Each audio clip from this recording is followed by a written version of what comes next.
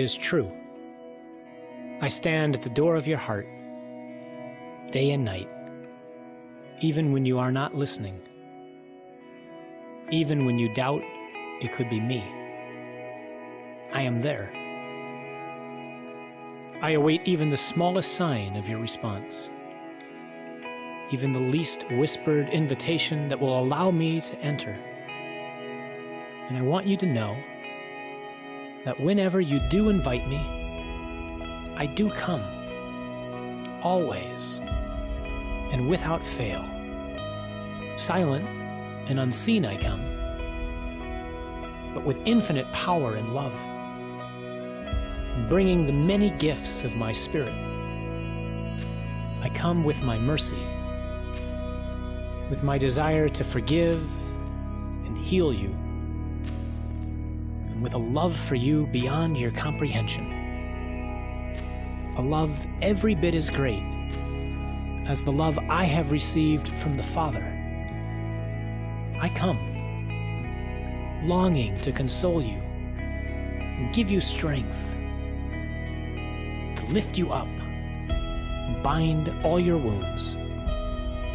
I bring you my light to dispel your darkness and all your doubts. I come with my power that I might carry you and all your burdens with my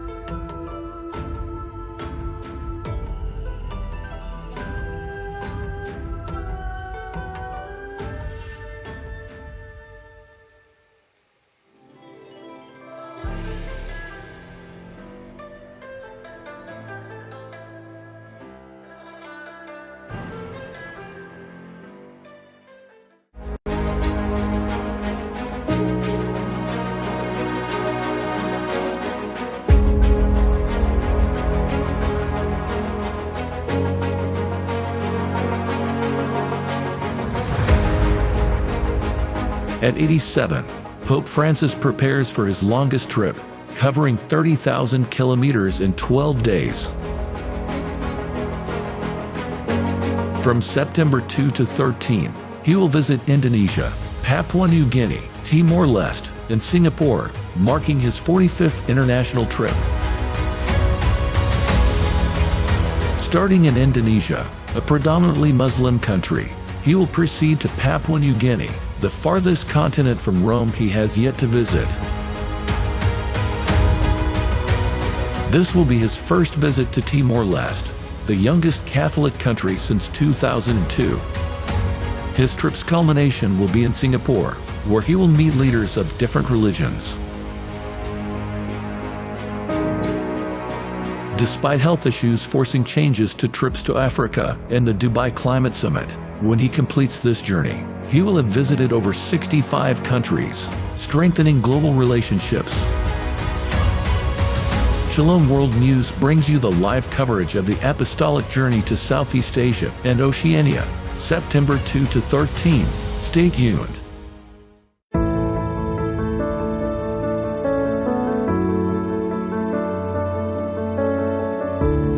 Following Papua New Guinea, Pope Francis will visit Timor-Leste until September 11.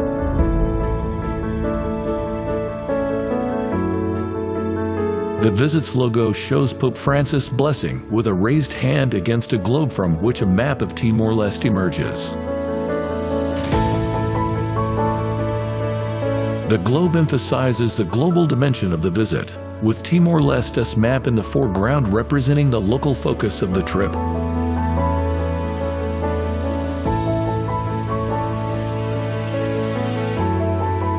The motto for the visit, "May your faith be your culture," encourages the Timorese to integrate their faith with their cultural traditions. This message highlights the value of enculturation, urging the faithful to live out their beliefs in harmony with their rich cultural heritage. The Vatican describes the logo as a symbol of the Pope's blessing and the protection he brings to the Timorese during his journey.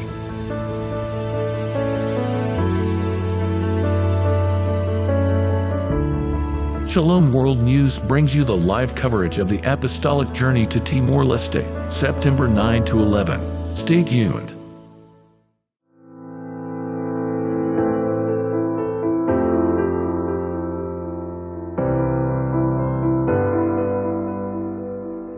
As part of the Apostolic journey to Asia and Oceania, Pope Francis will visit Papua New Guinea from September 6 to 9.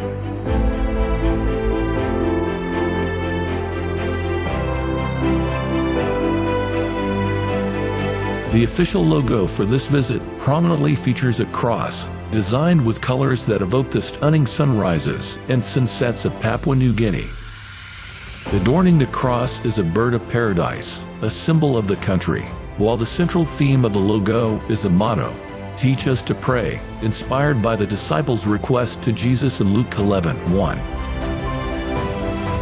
Designed by Father Tomas Ravoli of the Liturgical Codipedical Institute in Goroko, Eastern Highlands, the logo and motto serve to emphasize the spiritual significance of the Pope's visit, moving beyond a mere tour to deliver a message of faith and prayer to the people of Papua New Guinea.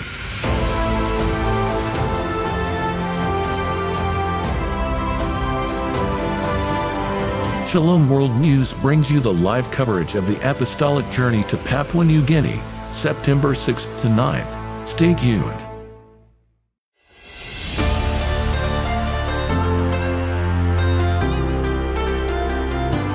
Papua New Guinea, an island nation in the southwestern Pacific Ocean, gained independence from Australia in 1975.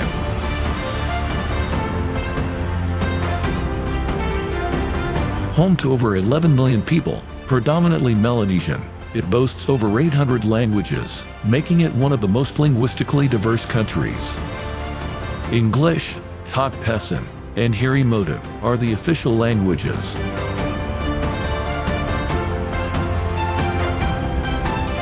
Christianity is the predominant religion, with 95.6% identifying as Christians according to the 2011 census. The people rely on agriculture, hunting, and fishing, and their lives revolve around extended families.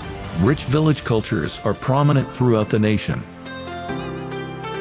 The Holy Father's 3 days visit holds significance not only for the spiritual community, but also for the nation's global image. Shalom World News brings you the live coverage of the Apostolic journey to Papua New Guinea, September 6 through 9. Stay tuned.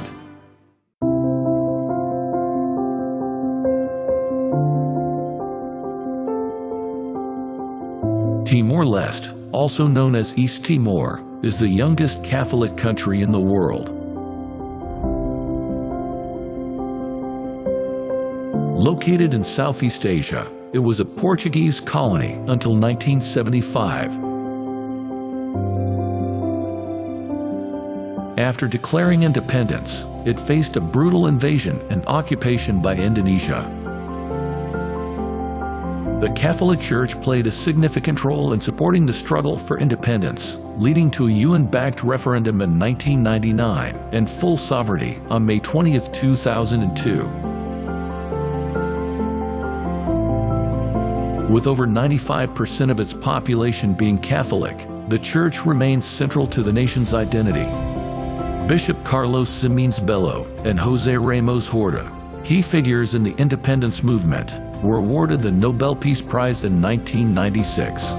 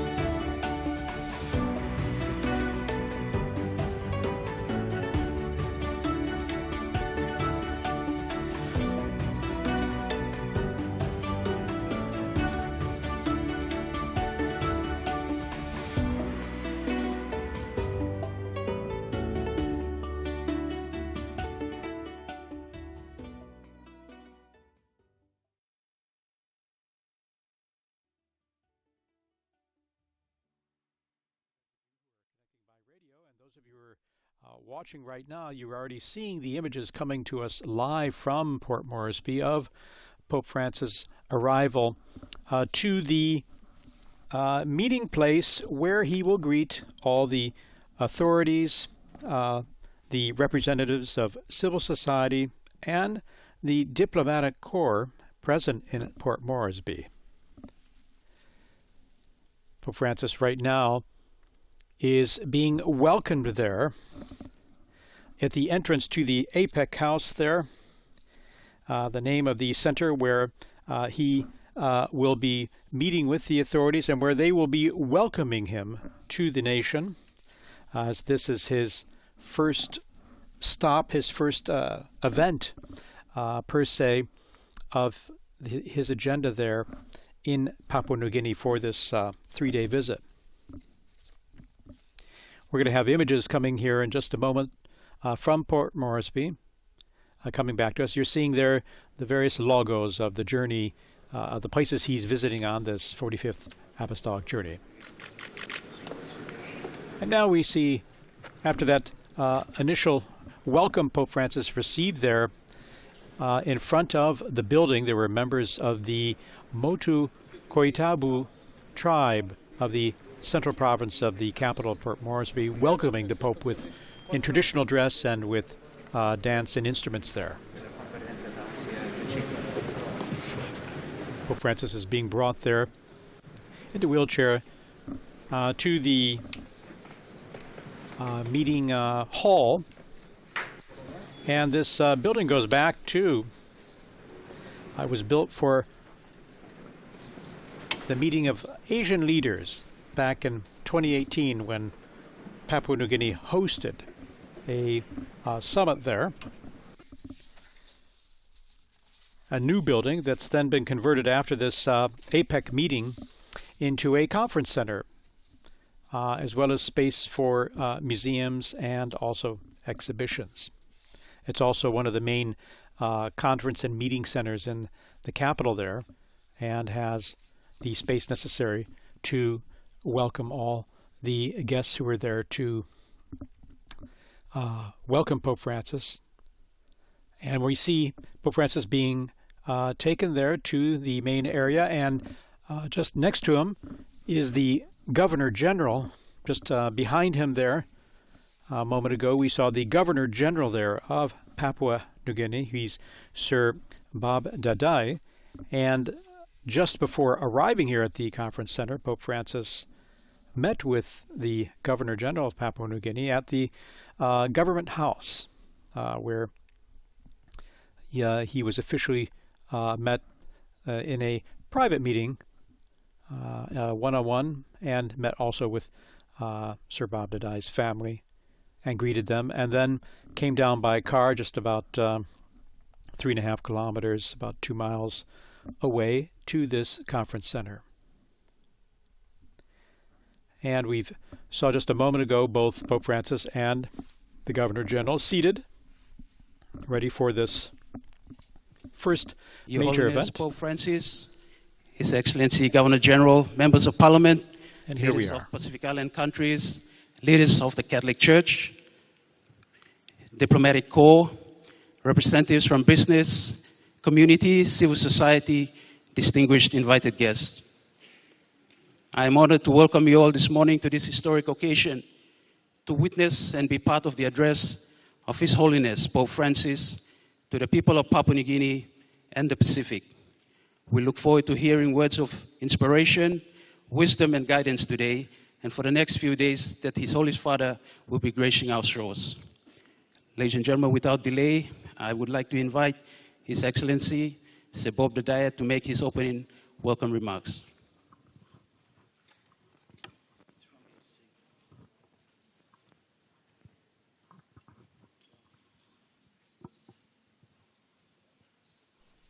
Now we're going to hear the opening welcome of the Governor General of Papua New Guinea, Sir Bob Dadai.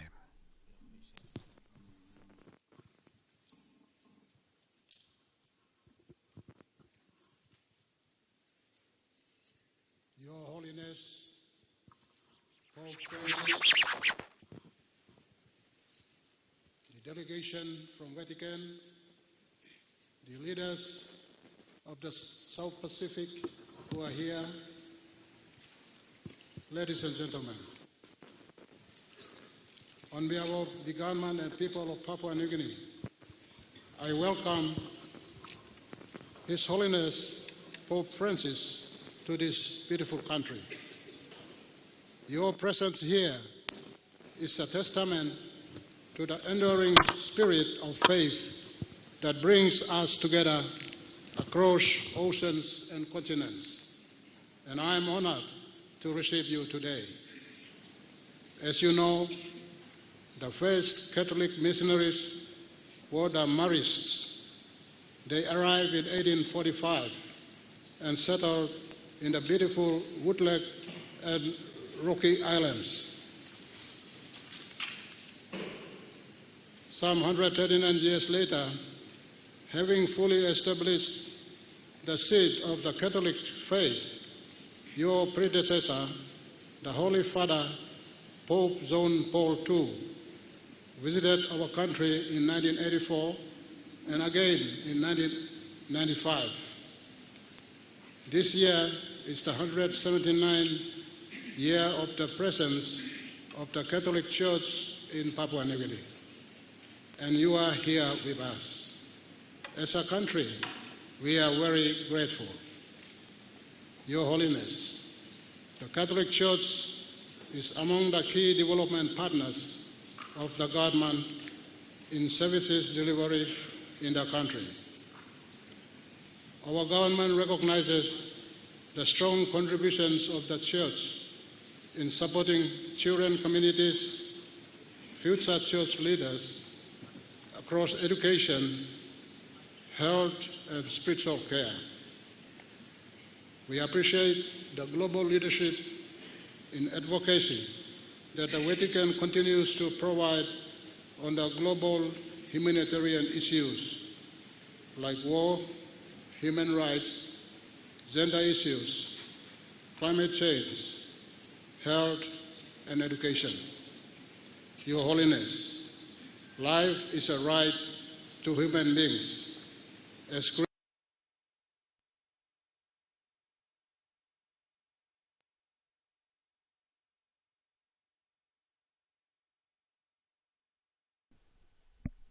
we were hearing the Governor General there, Papua New Guinea. There have been a few technical issues here with the audio going in and out there. Our television viewers, or those of you watching on demand here later, are seeing these images coming to you live from Papua New Guinea. The audio there is temporarily muted. There have been a few tech issues here, as you can see. We want to acknowledge the role of women emphasized on the need for protection. Our female is not just a mere gender, but a special gift from God to bear a nation. And like Mother Nature, she keeps and sustains humanity. Your Holiness, in a world of greed and turmoil, your voice will be better heard by the world over to love and respect the rights of women in a free world. We are happy to convey that the Catholic Church has been very active in advocating against violence and human rights abuse in the country. We also recognize the physical and the spiritual care that the Church continues to give to those that are being abused, neglected, or rejected by families and communities. Life of any country, there are cases of violence too in Papua New Guinea. And in your presence, we want to remind our citizens to observe the moral values and ethical principles that defines us as Christians, and recommit to love and peaceful existence in our society. Your Holiness, climate change is real. The rise in the sea level is affecting the lives of our people in the remote islands of Papua New Guinea and across the Pacific. We appreciate the work of the Catholic missionaries and those from the Christian faith who continue to serve those that are affected by climate change. The experience across the Pacific is that islands are sinking. People are affected and displaced. We seek your prayers and support for global action and advocacy on climate change. We want the world to know that there is no more time to discuss. What the world needs is commitment for action. Your Holiness, we also want to thank you for the work of the Church to take the health and education services to the remotest places in Papua New Guinea. Our inspiration is the educated life service of missionaries of Catholic Church across the length and breadth of this beautiful country. This is truly an embodiment of enduring love and compassion of God for humanity. Our government is intensifying efforts in the existing partnership through funding support, institutional alignment, and other state-church collaboration arrangements. As a government, We continue to fund churches-run institutions. We truly value this partnership and affirm support to the work of the Catholic Church and other Christian churches in the country.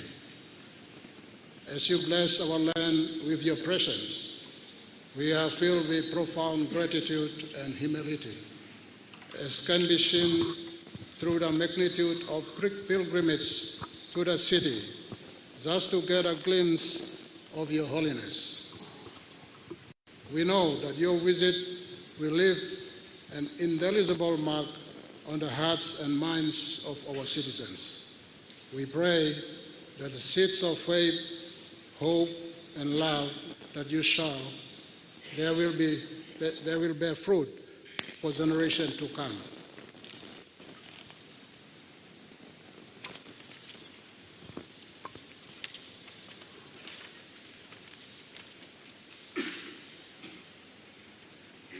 Please pray for Papua New Guinea, its democracy, its leadership, and pray for people to turn to God at a time when there is rise of atheism in the world. May you also pray for our fellow brothers and sisters in the Pacific. Some of their leaders are present here today with us. We thank you for choosing to visit Papua New Guinea and wish you the blessings of peace and comfort and hope that you will enjoy the warm, gracious hospitality of your church, the government, and people of Papua New Guinea. God bless you, and God bless Papua New Guinea. Thank you very much.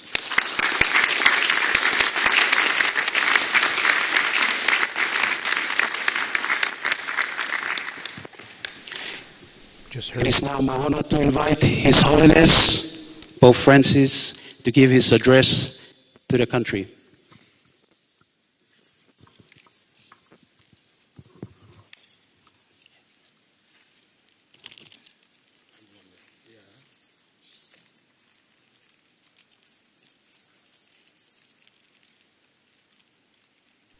For those of you just tuning in, we're broadcasting live the meeting with the authorities and representatives of civil society and the diplomatic corps in Papua New Guinea. Pope Francis is about to give his own address following that of the Governor General.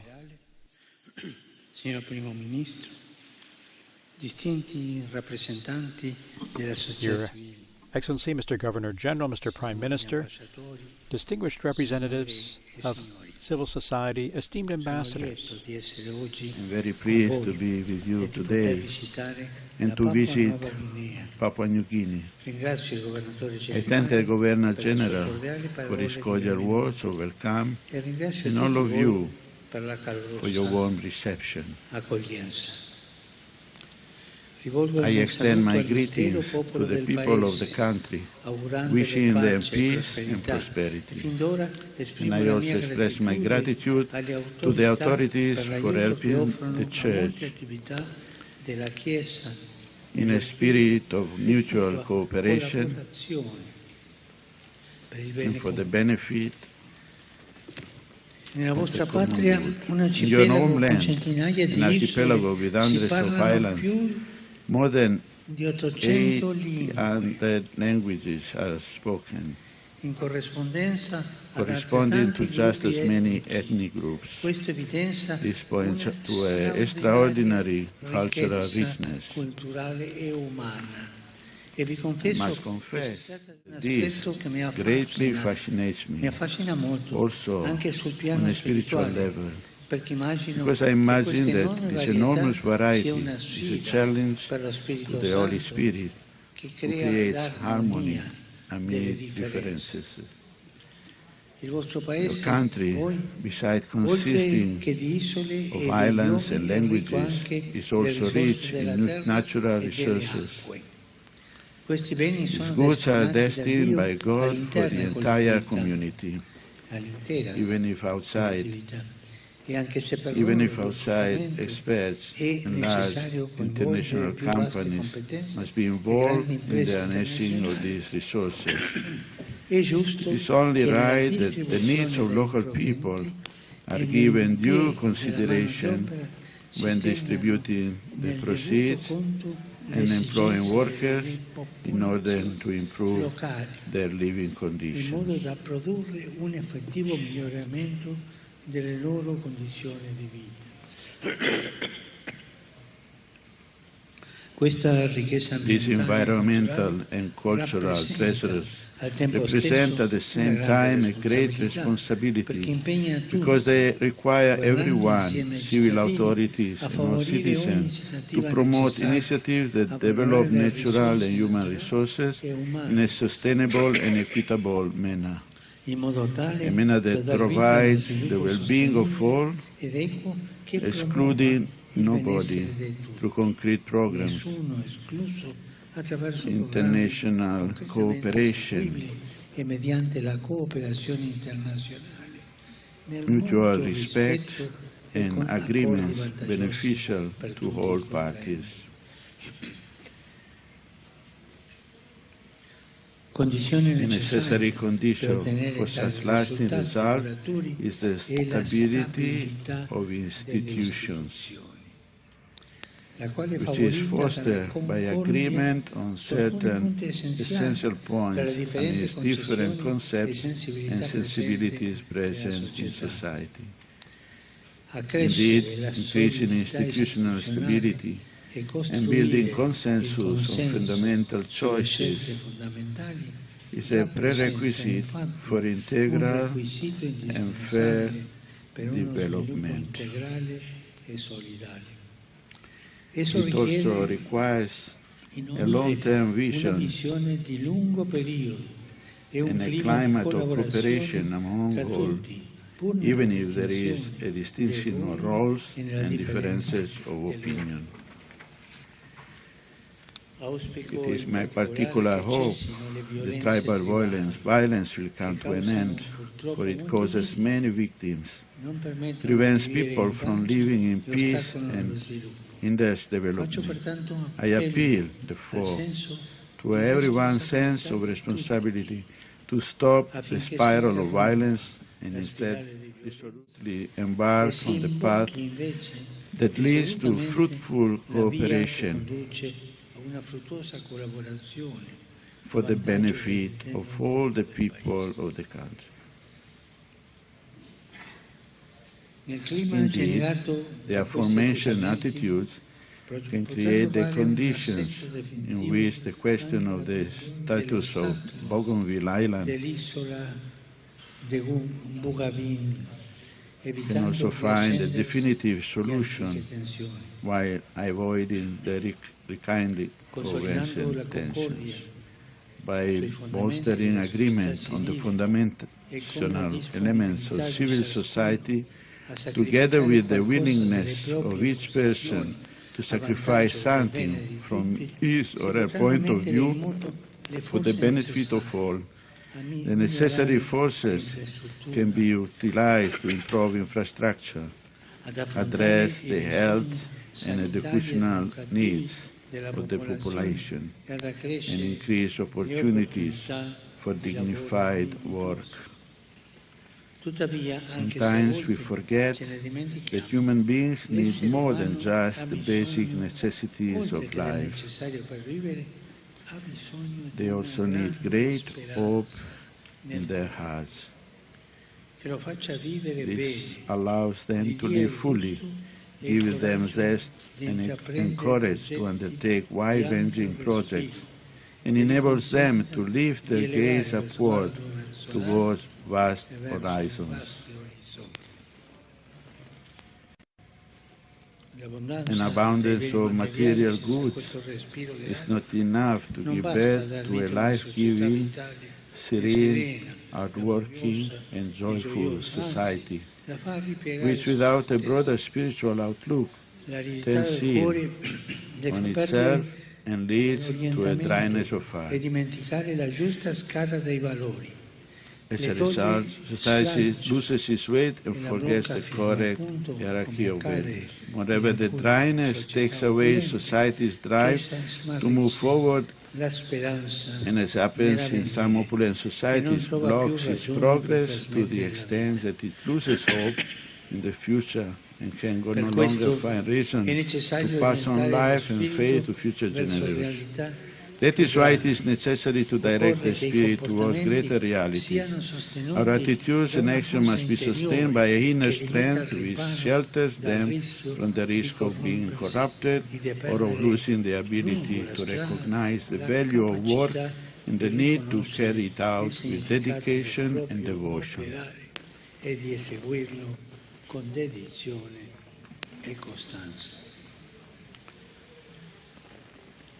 Spiritual values greatly influence the building of the earthly city and all temporal realities. In other words, these values infuse a soul and inspire and strengthen ogni progetto.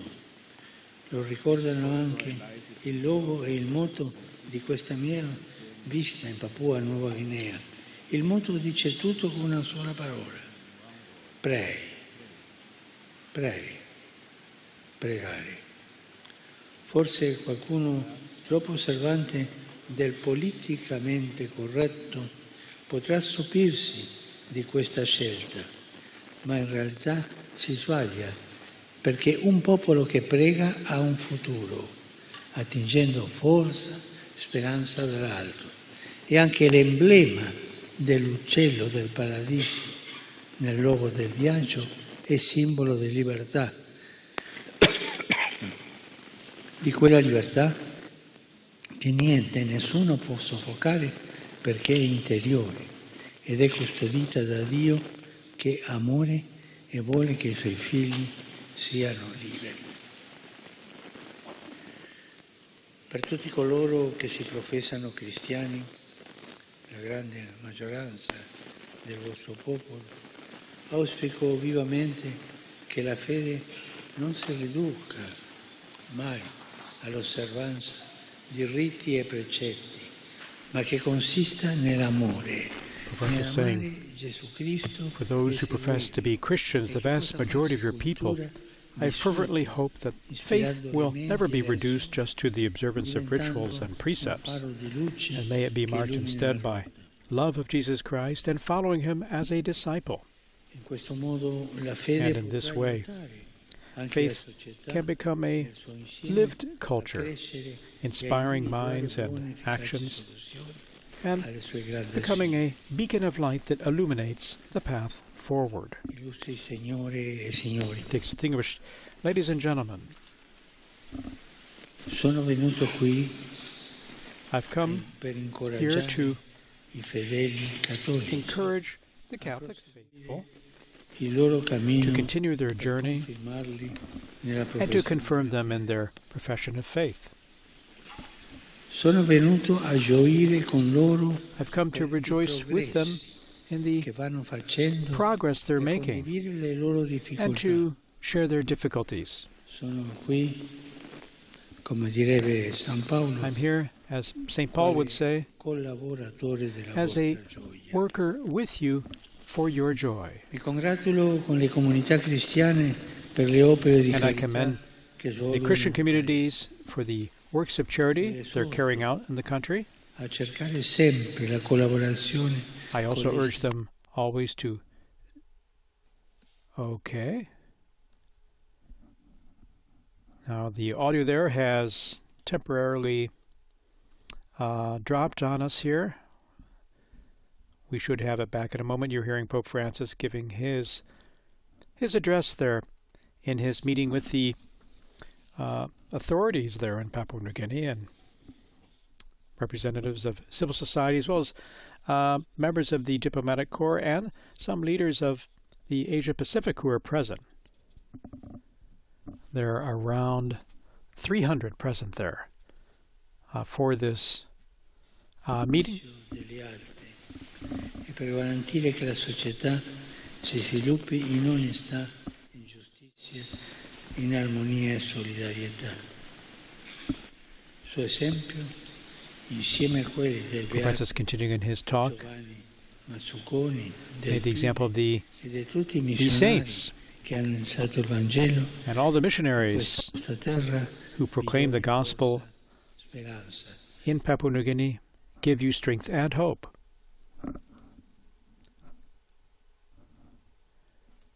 And our audio there, unfortunately, has slipped away from us, but we hope to have it back. For those of you who are just joining us, we have a broadcast coming to you from Port Moresby here.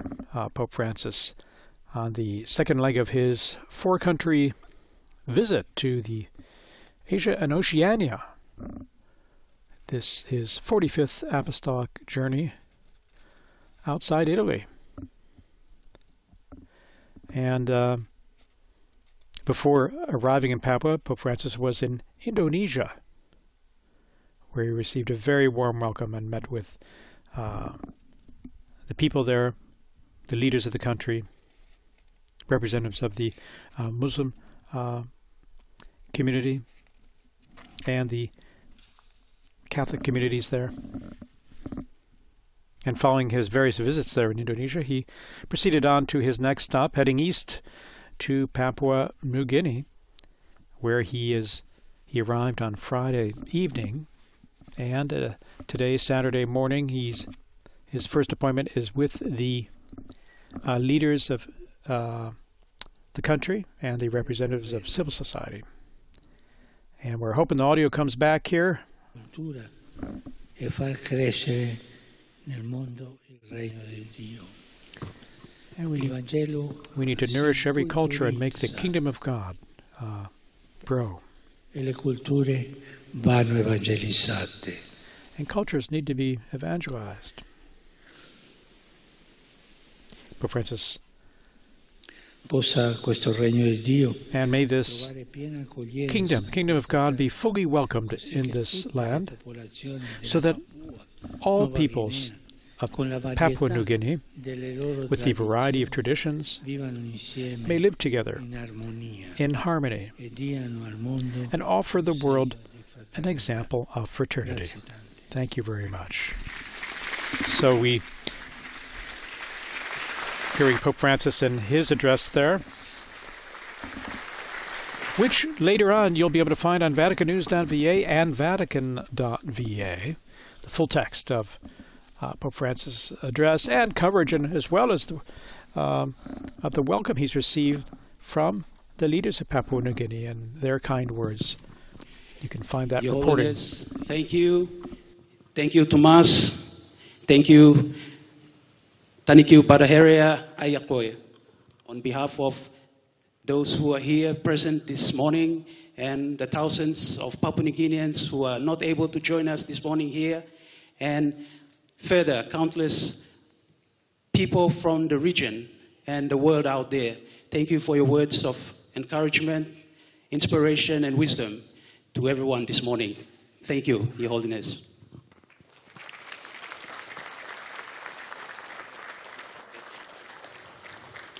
I'll invite everyone to remain seated.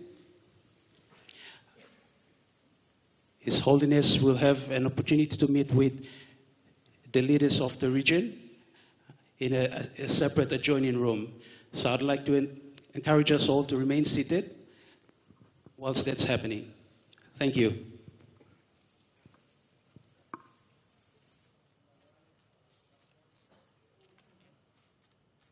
And we just heard that announcement coming from the conference center there, where we've just seen and heard there the Governor General of Papua New Guinea, Sir Bob Dadai, and Pope Francis giving their addresses. Very warm welcome Pope Francis has received, and very warm words from the Governor General and Pope Francis as well, and thanking them for their hospitality, their wonderful richness and diversity. I'd like to thank you all for joining us for this broadcast. Full coverage on VaticanNews.va and the text on Vatican.va. Thanks to our partner broadcasters, EWTN Television, Channel in English, Catholic Faith Network in America, Shalom Television India, and Sunday Shalom, Shalom World Television, Catholic Television, and Radio Maria, Papua New Guinea, and Luminous Radio India. Thank you all for joining us here. We'll be back on the air again with coverage of all the major events of this journey, or the events that are being broadcast, that is, so be sure to join us. Laudetur Jesus Christus. Praised be Jesus Christ.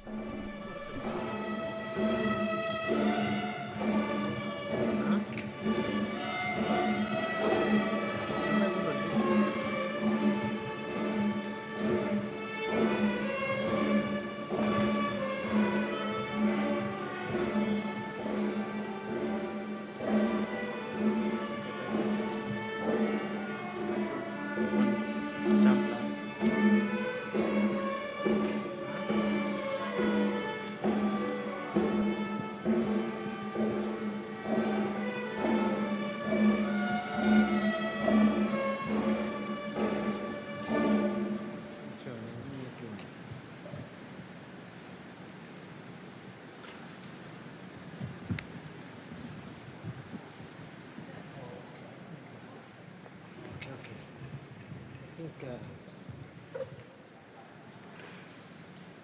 no perlu lift kan kalau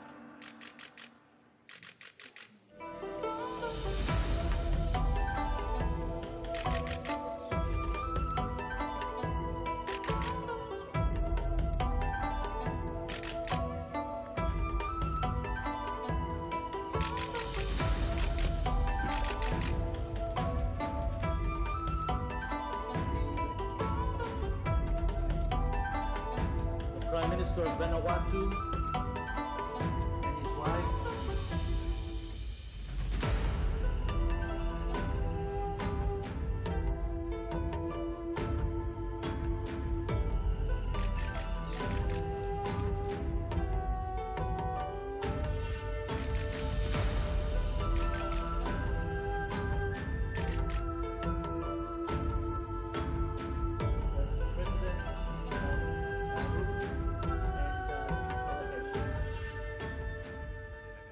Speaker.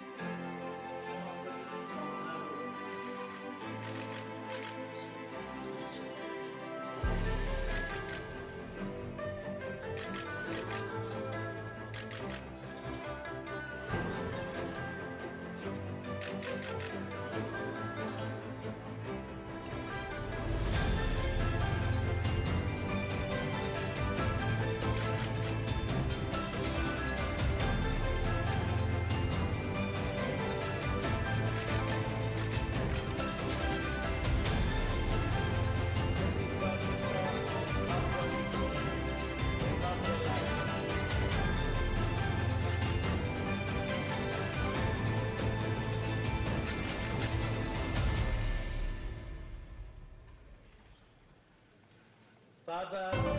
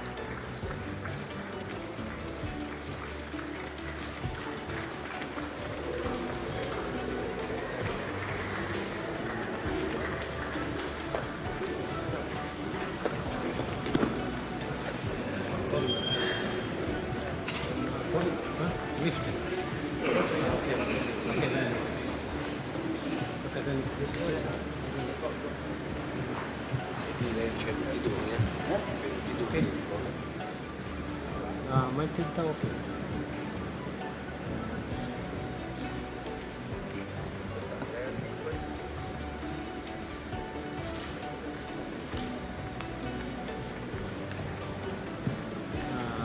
One blue one. That's 32.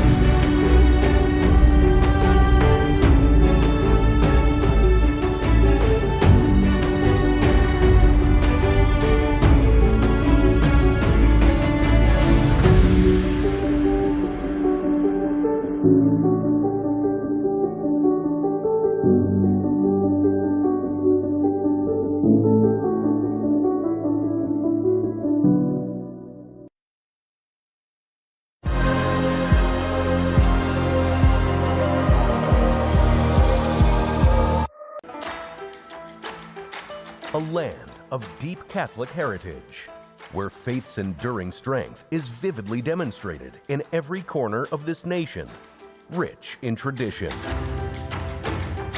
Experience the profound moment